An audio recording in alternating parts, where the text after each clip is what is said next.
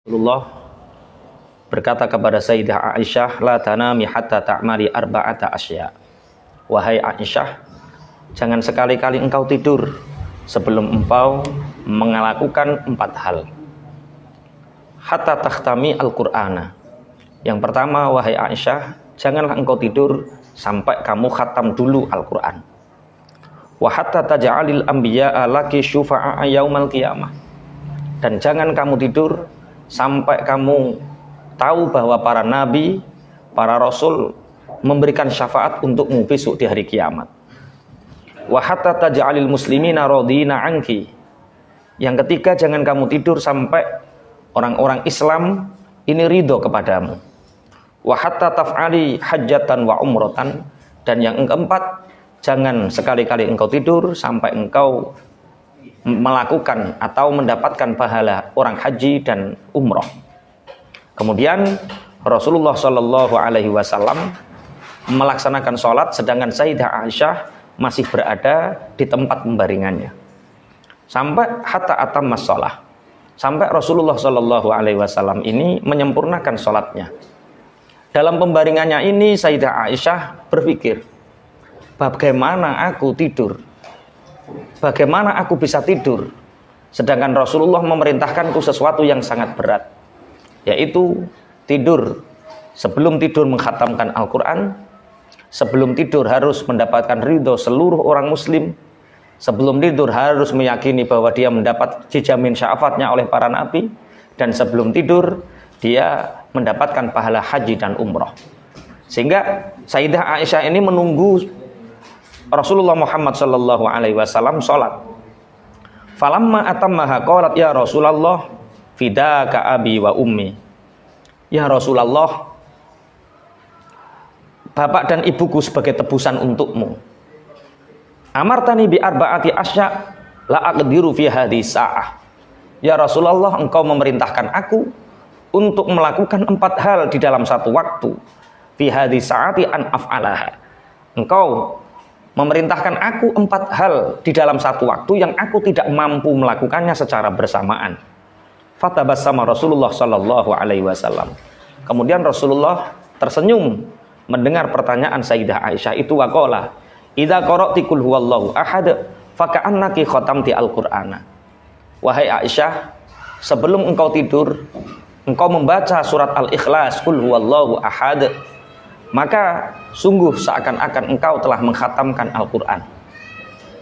Kemudian wa idza shallaiti alayya wa 'alal anbiya'i min qabli faqad sirna laki syufa'a yaumal qiyamah.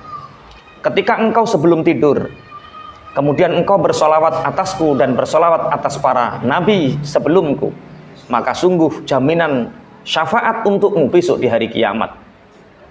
Yang ketiga, wa idza astaghfarti lil mu'minin fakulluhum raduna anki. Ketika engkau sebelum tidurmu beristighfar, memintakan ampun atas dosa-dosa kesalahan yang dilakukan oleh orang-orang muslimin muslimat, maka sungguh mereka sama halnya ridho kepadamu. Wa idza qulti subhanallah walhamdulillah wa la ilaha illallah wa wallahu akbar faqad hajjati wa tamarti. Maka ketika engkau sebelum tidurmu berzikir subhanallah walhamdulillah wa la ilaha illallah wallahu akbar, maka sungguh engkau mendapatkan pahalanya orang haji dan umrah. Sahabat, teman-teman SBC serta peserta GWU ke-8 di seluruh jagat raya ini adalah pesan Rasulullah kelihatannya sederhana. Tapi dari mental keberlimpahan ini kita akan tahu pesan Rasulullah terhadap Aisyah ini apa. Sebelum tidur bacalah qul huwallahu ahad, maka sama halnya engkau telah mengkhatamkan Al-Quran. Ini sama. Bagaimana mungkin 4 ayat 25 kalimah ini bisa menyamai derajatnya dengan Al-Quran? Qul huwallahu ahad itu ada berapa? 4 ayat, kemudian ada 25 kalimah. Di dalamnya bisa menyamai pahala seperti orang baca Al-Quran. Nah, inilah al-masyaqqatu tajlibut taisira. Kesulitan itu akan mendatangkan kemudahan. Kesulitan itu akan menarik kemudahan. Orang yang mau tidur membaca qul huwallahu ahad itu itu kalau tidak ngemenkan ki opo? Orang mau tidur itu kalau tidak memprioritaskan membaca, tidak sempat. Jablas, wayah ngantuk ya turu. Mengemenkan. Jadi sebelum tidur bacalah, karena sulitnya membaca Al-Qur'an sebelum tidur, inilah akhirnya meringankan kita. Baca saja surat Al-Ikhlas, maka kamu seperti mengkhatamkan Al-Qur'an. Kadang-kadang sudah diringankan saja, masih saja nggak melakukan. Yang kedua, kamu jangan sekali-kali tidur sebelum engkau diridhoi oleh seluruh orang muslimin muslimat. Bagaimana ya Rasulullah caranya agar aku diridhoi muslimin muslimat? Sebelum tidur doakanlah mereka. Bagaimana mendoakan mereka? Allahumma ighfir li wali walidayya wa li jami'il muslimina wal muslimat wal mu'minina wal mu'minat al ahya'i minhum wal amwat. Ya Allah, ampuni dosaku, ampuni dosa kedua orang tuaku, ampuni dosa orang-orang mukminin, ampuni dosa orang-orang mukminat baik yang masih hidup ataupun yang sudah meninggal. Ini juga menjadi doa para nabi dulu. Rabbi firli wa li walidayya wa liman dakhala baitiya mu'mina walil mu'minina wal mu'minat. Para nabi zaman dahulu selalu mendoakan, ya Allah ampuni dosaku, ampuni kedua orang tuaku, dan ampuni orang yang masuk ke dalam rumahku dari golongan orang-orang yang mukminin, mukminat. Artinya ketika kita mendoakan orang lain, sebenarnya kita mendoakan diri kita sendiri.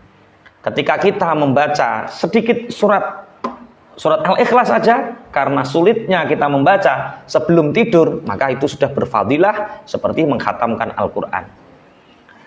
Yang ketiga, sebelum tidur maka jaminkan dirimu telah mendapat syafaat dari para nabi dan para rasul. Dijawab oleh Rasulullah, bagaimana mendapatkan syafaat dari para nabi dan para rasul yang zaman terdahulu? Bersolawatlah atas Nabi Muhammad dan bersolawatlah atas nabi-nabi sebelum Muhammad. Makanya sebelum kita tidur, kita sempatkan untuk bersolawat atas Nabi. Allahumma salli ala Sayyidina Muhammad wa ala ali Sayyidina Muhammad kama sallaita ala Sayyidina Ibrahim wa ala ali Sayyidina Ibrahim fil alamina innaka hamidum majid. Maka ketika kita sebelum tidur bersolawat atas Nabi Muhammad, atas Nabi Ibrahim, atas para nabi zaman terdahulu, maka kita sudah mendapat pertolongan, jaminan syafaat besok di hari kiamat. Yang terakhir adalah haji dan umroh. Bagaimana untuk kita mendapatkan pahalanya haji dan umroh? Maka sebelum tidur bacalah zikir subhanallah walhamdulillah wala ilaha illallah wallahu akbar. 4 hal ini diperintahkan oleh Rasulullah kepada Sayyidah Aisyah. Fadilahnya luar biasa. Apa hubungannya dengan mental keberlimpahan?